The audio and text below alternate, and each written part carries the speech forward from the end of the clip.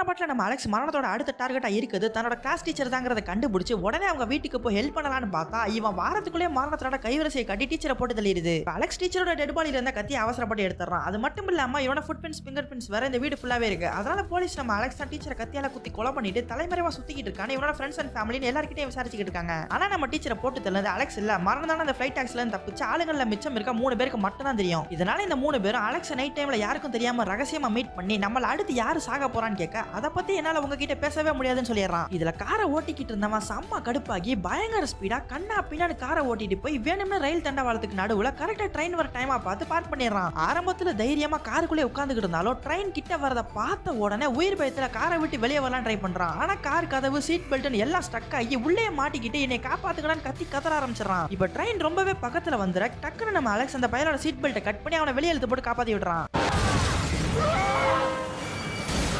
இந்த இடத்துல காரை ஓட்டிட்டு வந்தவன் தான் செத்துருக்கணும். ஆனா அவன் மரணத்துக்கிட்ட இருந்து திரும்பவும் எஸ்கேப் ஆனதால அது லிஸ்ட்ல அடுத்து உள்ளவனை செலக்ட் பண்ணிடுது.